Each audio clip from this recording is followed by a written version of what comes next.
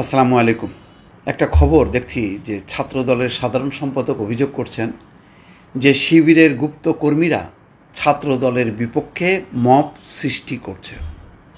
গত কয়েকদিনে মিছিলগুলো থেকে যে ধরনের স্লোগান, যে ধরনের বক্তব্য উচ্চারিত হয়েছে, তার প্রেক্ষিতে হয়তো এই কথা বলছে ছাত্রদল।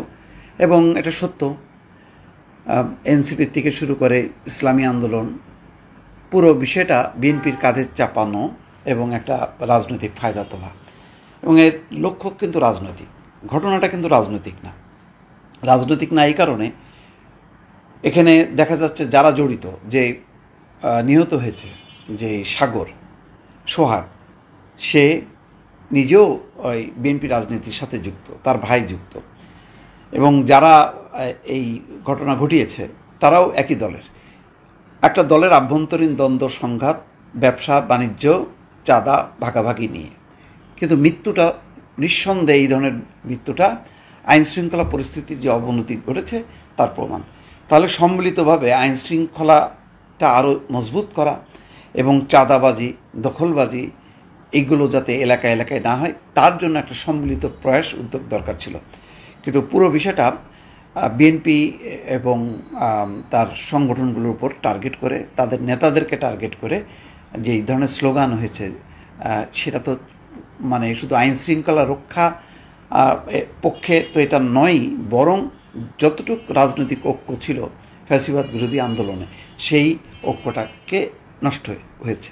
এবং সেই কারণে দেখেন আজকে যেই ছাত্রদল, তারা বলেছে, কি বলেছে যে শিবিরের গুপ্ত কর্মীরা মব সৃষ্টি করে সাধারণ শিক্ষার্থীদের বিভ্রান্ত করার অপচেষ্টা চালাচ্ছে। গুপ্ত সংগঠন কর্তৃক মব সৃষ্টিকারী অপচেষ্টা শিক্ষা প্রতিষ্ঠানে শিক্ষার সুষ্ঠু পরিবেশ বিনষ্ট করা এবং সারা দেশে আইন শৃঙ্খলা পরিস্থিতির অবনতির প্রতিবাদে গতকাল রোববার এই কর্মসূচি ঘোষণা করে ছাত্রদল। দেখেন, একটা ভিডিও দেখলাম আর টিভিতে বা কোন টিভিতে মনে করতে পারছি না, তাতে দেখছি যে মুহিন নামে একজনকে অ্যারেস্ট করেছে। সে ওই শিবির বা এনসিপির এতে মানে মিছিল করছে, বিক্ষোভ মিছিল করছে, চাঁদাবাজের হাত থেকে মানুষকে রক্ষা করার জন্য, ব্যবসায়ীদের রক্ষা করার জন্য। পুলিশ এই স্পট থেকে তাকে যখন অ্যারেস্ট করেছে, তাকে বাধা দিচ্ছে, অথচ সে হচ্ছে ওই মবের মধ্যে একজন, যারা একসঙ্গে মিলে সোহাগকে হত্যা করেছে। তাহলে এখানে কে মানে ছাত্রদলের, কে শিবিরের, কে কী করছে সেটা বড় কথা না। বড় কথা হলো যে এরা অপরাধ সংগঠিত করছে। এই লেভেলের লোকদের গায়ে, ছাত্রদল, স্বেচ্ছাসেবক দল বা যাই থাকুক না কেন, এরা আসলে এলাকার মাস্তান, চাঁদাবাজ। এটি হলো বড় কথা। তাদের গায়ে যেই সংগঠনের নাম থাকুক, শিবির থাকুক, এনসিপি থাকুক, অথবা ছাত্রদল থাকুক, তো কিন্তু যখন কি মানে এদের বিরুদ্ধে লড়াই করার কথা, এলাকায় এলাকায় যখন নাকি সচেতন করে তোলার দরকার মানুষকে, এবং এতগুলো মানুষ কোনো দায়িত্ব পালন করলো না, সেই মানুষকে আরও শক্তি দেওয়ার দরকার।